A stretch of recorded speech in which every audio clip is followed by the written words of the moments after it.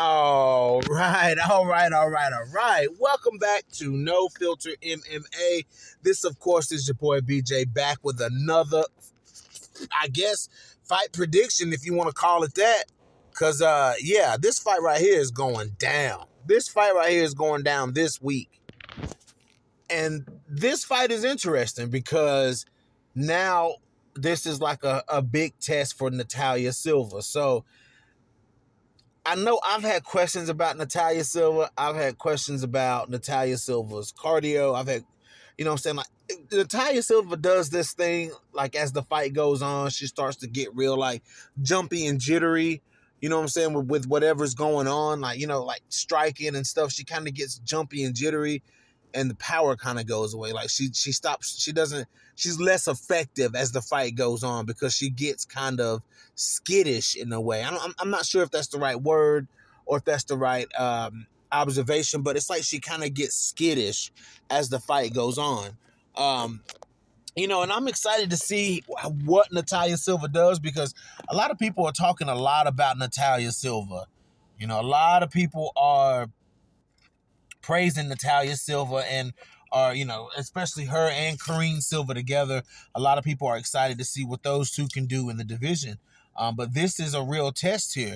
This is a real test of how does Natalia Silva act when she's hit hard?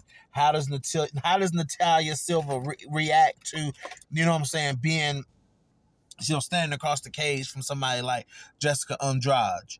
Like how does that translate? Like does she get intimidated by somebody like Andrade?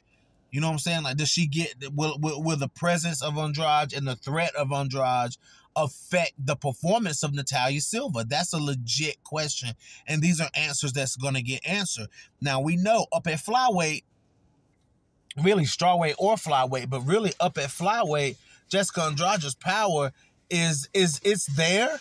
It's there, but to me, it's not as, like, she doesn't get it off as much. Like, she doesn't get it off at 125 like she does at 115.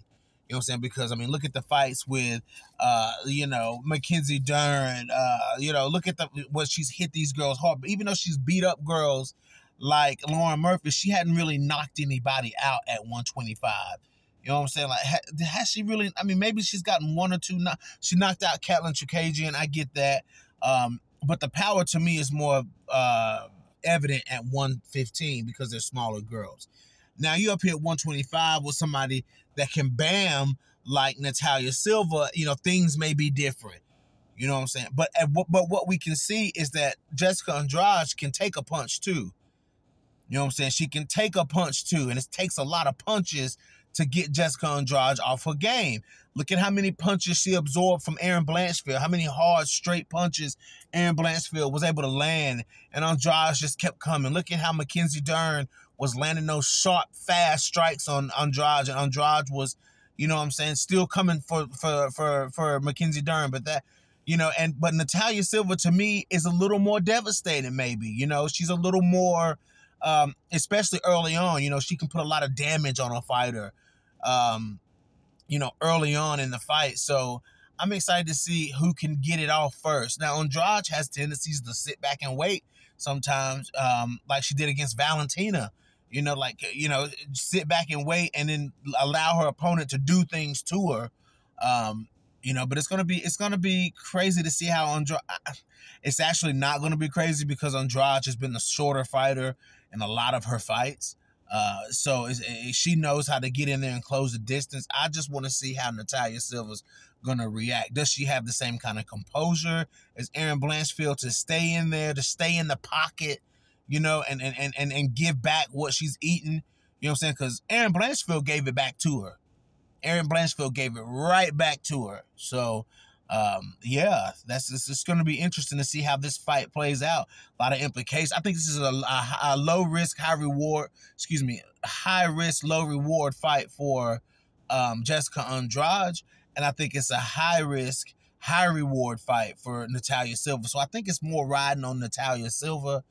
The pressure is going to be on Natalia Silva to prove to the rest of the division and to prove to the UFC, that she's ready.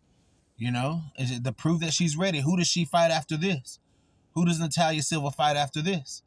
You know, so does she fight a Aaron Blanch? Does Natalia Silva fight an Aaron Blanchfield? Does she fight a Katlyn Chikagian? Does she fight, you know, a Manon Fior? Well, you know, Manon's supposed to be fighting for the title after this, but we'll see. So, yeah, I'm excited for this one. I'm expecting some fireworks. I'm either expecting some fireworks or I'm expecting a bang out. Like, as far as like somebody getting dropped. Somebody getting dropped and finished, you know, and I can listen. There will be wobbly legs in this fight. I'll put it like that. There will be wobbly legs in this fight. So they're aware of each other's danger. They're aware. Andrade is aware of the fast twitch muscles of Natalia Silva, the fast, you know, striking, and Natalia Silva's aware of the power from Andrade, you know, fellow countrywoman. So we'll see. Let me know what you guys think. This is your boy BJ back from No Filter MMA. Drop those comments in the comment section. Hit that like, hit that dislike. And if you guys haven't already, hit that subscribe button. And your boy is out.